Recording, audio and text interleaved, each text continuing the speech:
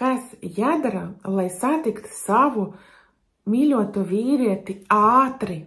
It tīpaši aicinu uzmanīgi noklausīties visām meitenēm, kuras jau bija visu kaut ko daudz darījušas, lai satiktu savu mīļoto vīrieti. Kaut kādas transformācijas, meditācijas un viss kaut kas cits, individuālais darbs ar treneri, ar coachu. Šis video īstenība ir priekš jums. Un tātad, ja tu jau visu kaut ko bija darījusi, bet tas vīrietis kā tā nav, šīs video tieši tev. Klausies ļoti uzmanīgi. Un tātad, tu sāc miedarboties ar vīriešu pasauli. Smaidīt vīriešiem, pieregistrēties iepazīšanas portālā Tinderī, vai jebkura cita, kurš šobrīd ir topā, un tād sāc novērot sevi. Tas ir ļoti svarīgi. Ja tu pieregistrējies portālā un tevi nepamat doma, ka visi vīrieši no manis grib tikai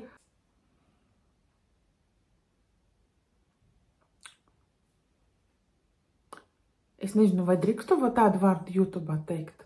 Seksu? Jā. Vai te nedrīkst? Pieņemsim, kā drīkst. Tātad, ja visi vīrieši grib no tevis tikai bezmaksas seksu, un tajos portālos visi ir tikai tādi, un tev tādas domas, tad ir jāsaprot, ka tas ir tikai tavas domas.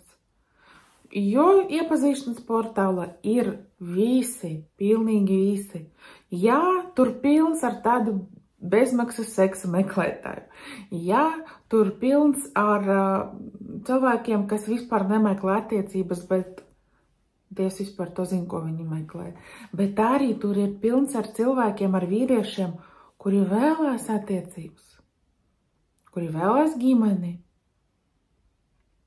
Un iespējams, tas vīrietis meklē tieši tevi, tu tieši viņu. Bet aiz tā sava priekšstata, ka tikai vienu viņam vajag, tu nevari viņu satikt, tu nevari viņu ieraudzīt.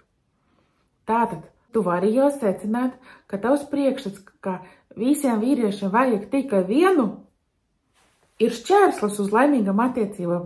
Tas tev traucē satikt savu vīrieti. Starp citu, es savu vīru arī satiku iepazīšanas portālā. Tāpēc tur ir visi, tur ir jebkādi. Tur ir dažādi, bet tavs priekšstats tev traucē. Vai tu sarunā randiņu un vīrietis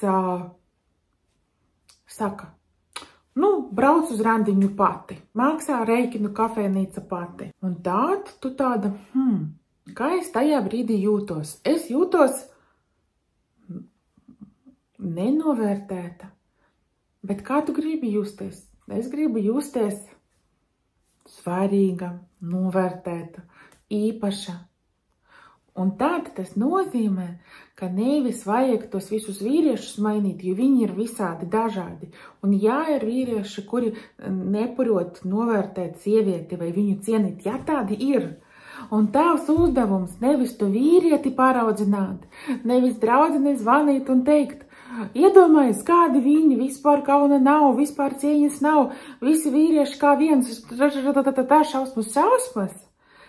Nevis to stiprināt ar savu uzmanību, pastāstīt to vienai draudzeni otrai.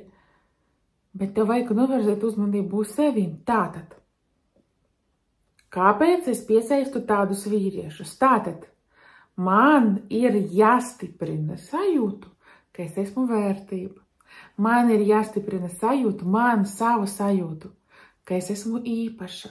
Un tad, pēc kvantu sapīšanas metodas, tieši tādi vīrieši piemagnetizēsies pie tevis.